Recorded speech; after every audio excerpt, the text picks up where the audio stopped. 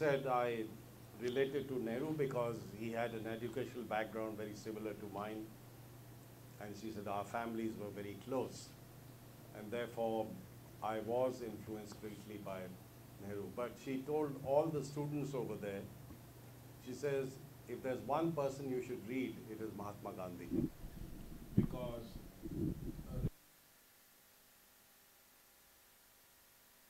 being and a greater soul you really cannot find anywhere on this earth. And may I say that I myself have been very deeply influenced by Mahatma Gandhi's thinking, because if you come to think of it,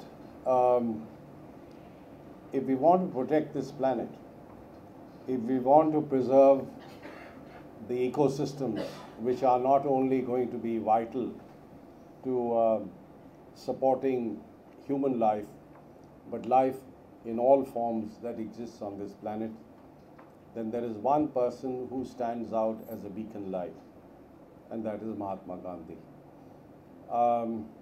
I thought on this occasion I would highlight the importance of Gandhi in today's world and how we really need to rediscover him. Because if we don't, then I think the perils are enormous. Then clearly we are going to blow up this planet. And we are obviously going to leave behind a legacy that our children and grandchildren will never forgive us for.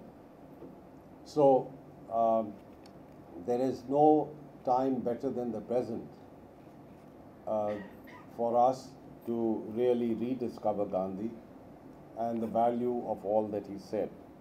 And I'm basically going to focus on 10 things that he said. Some of his sayings, 2 or 3 of them are there in today's newspaper, because we find today that there is a picture of Gandhiji and a few of his quotations which appear in newspaper advertisements. But I think this is totally inadequate. For us to remember him once a year, and I'm talking about the public at large, is clearly not good enough. Gandhi has to be with us 365 days of the year, because unless we highlight all that he taught us and uphold that on a daily basis throughout the year, we would lose sight of the value of what he said. And I think this is the right place and the right institution for us to invoke at least one of his major beliefs. He said industry should regard themselves as trustees and servants of the poor. This is something that we have lost over a period of time. Professor Jagdish Bhagwati, who is a good friend and who I regard as one of the brightest economists in the world today, he and I were having a discussion just a few days ago, and he said the pity of it is that there has been a major distortion in the way the leaders of business and industry are acting in India today. He says making money was always something that was regarded as important in India, but we didn't make a vulgar display of our wealth. But today, I'm afraid those who make money apparently seem to do it only because they want to carry out a vulgar display of what they have been able to earn by fair or foul means. And I think a good example of that is Shri G.D. Birla. You can imagine generating wealth at the time when he lived was a very, very difficult proposition. We were living in colonial times. There were controls of various kinds. Society was really very, very poor. And you therefore cannot generate large sums of money through sales of goods and services if you have an extremely poor society. But here was a leader, here was a visionary who was able to do that. And yet, there was never a single occasion when you found a vulgar display of wealth on the part of Sri G.D. Birla or the society which he represented. So this is something which I believe is extremely important. And the Government of India, as you're aware, is now emphasizing the importance of corporate social responsibility. It seems to me that corporate social responsibility has to come from within. It has to germinate within the hearts of those who are responsible for generating wealth and who are supposed to provide leadership to business and industry. And this is something that I'm afraid we have lost over a period of time. And it is Gandhi's belief that will help us rediscover that. He also said very rightly, the best way to find yourself is to lose yourself in the service of others. Now, we are losing the focus that those in Indian society always had of being able to provide service to society. We are becoming very self-centered, we are becoming very selfish, and I think the kind of benefit that you derive by supplying your service to others is something that we will completely miss out on, something that we will completely lose the value for unless we can rediscover this particular quality. And there's nothing as satisfying as being able to help society and being of service to society. The few moments that I'm sure all of us have had in our lives when we have done something of value or service to society are clearly moments that stand out.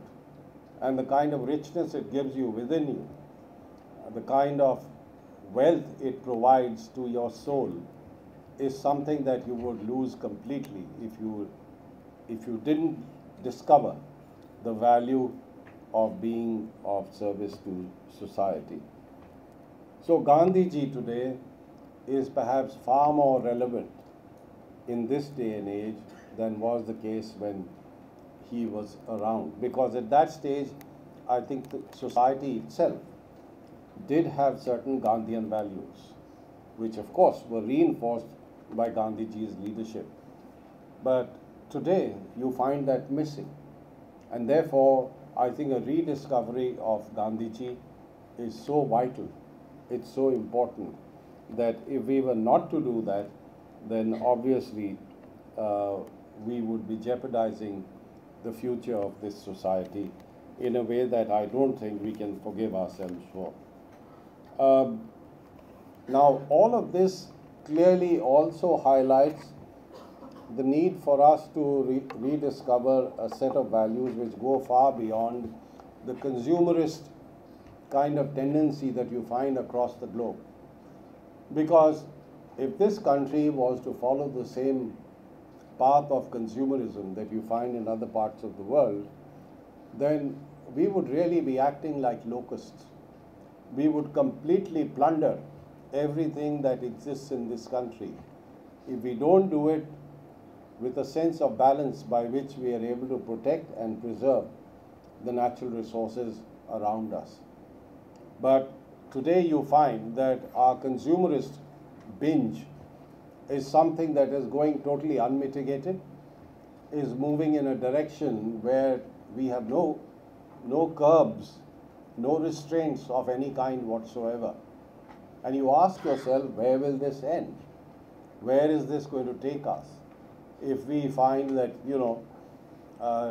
today, if you have a car which costs 10,000 or 10 lakhs of rupees, the next thing you want to do is to buy a car which is 25 lakhs of rupees, and then another one which is 50 lakhs of rupees, and so on. And in a country where there are so many people who are deprived of the very basics of human existence, you ask yourself whether that is the path that we need to move on. Gandhiji was right when he said, you must live simply so that others can simply live. I mean, we are in a society where you cannot have huge disparities, where a very small percentage corners all the resources, all the benefits of economic development and economic output whereas a vast sea of humanity is deprived completely of the very basics by which we can keep our body and souls together. So, I think these are values that we have to imbibe and we have to support if we really want to move ahead. There are two other aspects on which Gandhiji's thoughts today are extremely relevant. One is in respect of the very model of development that we have adopted. Gandhiji was right when he said India can't prosper if rural India lags behind. He always emphasized the importance of rural development and the fact that India lives in its villages. Now we are all so taken up with urbanization, and urbanization, I suppose, is inevitable. But the question is, what is the rate at which we urbanize? If we are going to go in the same direction and at the same speed in urbanization as some of the developed countries in the world, then I think that's going to be destructive of the very fundamentals of social values, the very fundamentals of Indian culture and tradition. And if we were to completely forget that aspect and change so rapidly that we're not able to adjust to rapid urbanization, then that clearly is going to take something away from the very value of Indian society that we should really cherish and uphold. The fact that we have growing crime, the fact that the social fabric and the sort of cultural ethos that we have of Indian society is today under enormous pressure is possibly the result of very rapid urbanization. Because when you move into an urban society, then clearly neighbor does not know neighbor. Neighbor has no concern for a neighbor. And I think it is really the strength of rural India where there is a feeling of community involvement, where every family is for every other family. And I'm not saying that individual enterprise is harmful. Individual enterprise is clearly something that is the very cornerstone of development. But it must lift up all boats. It shouldn't be that only one part of society benefits and all others are left far behind. But unfortunately, with the rapidly urbanizing scenario, you find that we are obviously losing sight of some of the values that rural India has had over a period of time. It's also true that, thank you, Gandhiji was acutely conscious of the value of maintaining our natural resources. Some of you might recall that on one occasion he was asked, possibly I think it was a British journalist who asked, Mr. Gandhi, wouldn't you want India to reach the same level of prosperity as Britain?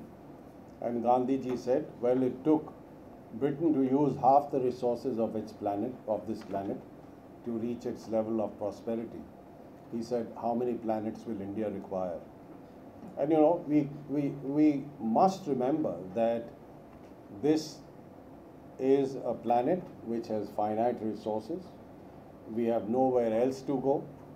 I heard a very interesting term the other day when the Deputy Secretary General of the United Nations, Mr. Jan Eliasson, said that while for dealing with the future we must have a plan B, he said, unfortunately, there is no planet B, which is a fact.